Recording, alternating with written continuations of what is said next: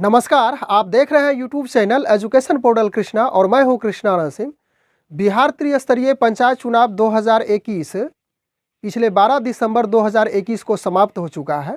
नवनिर्वाचित सदस्यों के साथ साथ जनता की निगाहें अब इस बात पे जाके टिकी हुई है कि नवनिर्वाचित सदस्यों का शपथ ग्रहण कब होगा और इसके साथ साथ उप मुखिया, उप सरपंच, प्रमुख, उप प्रमुख और जिला परिषद के अंतर्गत आने वाले अध्यक्ष और उपाध्यक्ष का चुनाव कब है।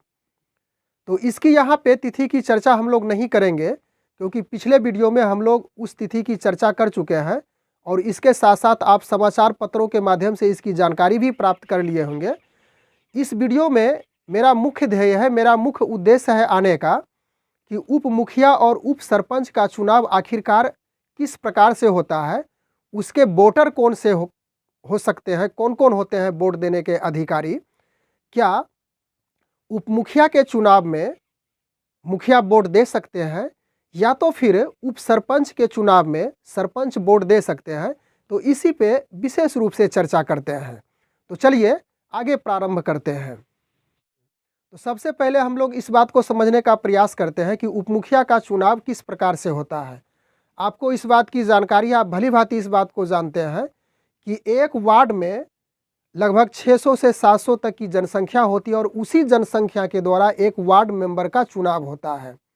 और यह भी आप जान रहे हैं कि एक ग्राम पंचायत में 12 से 13 या फिर 14 वार्ड होते हैं और उस वार्ड में वार्ड मेंबर का चुनाव किया जाता है उसी प्रकार से। और वह जो 13 वार्ड हुए, उसी 13 वार्ड में से उप मुखिया का कैंडिडेट चुने जाते हैं। तो मान के चलते हैं यहाँ भी इस बात को कि 2 कैंडिडेट का सिलेक्शन होना है, 2 कैंडिडेट चुने गए हैं उप मुखिया के पद के लिए। तो शेष बच जाते हैं 11 वार्ड सदस्य और 11 वार्ड सदस्य में से दोनों को वोट दिया जाएगा, यानी मत का प्रयोग करेंगे। और जिस कैंडिडेट को, यानी कि जिस वार्ड सदस्य जो कैंडिडेट बने हैं उसको आधा से अधिक वोट प्राप्त होता है, यानी कि आधा से अधिक मत प्राप्त हो जाता है, तो वह उप मुखिया पद के लिए जीत जाते हैं। तो सिमिलरली इसी प्रकार से चर्चा कर सकते हैं।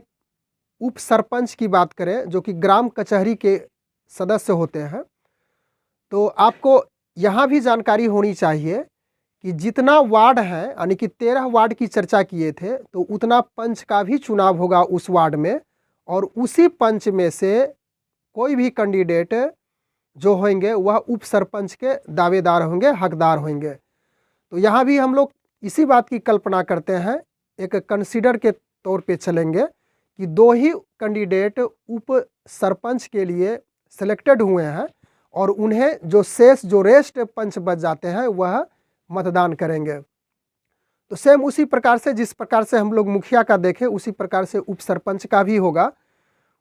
जिस कैंडिडेट को, यानी कि जिस पंच को आधा से अधिक वोट प्राप्त हो जाता है, तो वैसी स्थिति में वह उप सरपंच के पद पर चुनाव जीत जाते हैं। अब यहाँ पे चर्चा कर लेते हैं कि उप मुखिया के लिए जो मुखिया, यानी कि ग्राम प्रधान होते हैं, वह भी वोट देते हैं, वह भी वोट दे सकते हैं।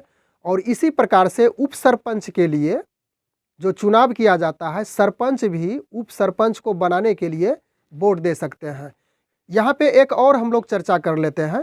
कहीं कहीं मतदान की स्थिति में चाहे उप मुखिया का चुनाव हो चाहे उप सरपंच का चुनाव हो, यदि टाई हो जाए, बराबर हो जाए, तो वैसी स्थिति में लॉटरी के द्वारा उनका डिसीजन निकाला जाता है, उनका सिलेक्शन किया जाता है।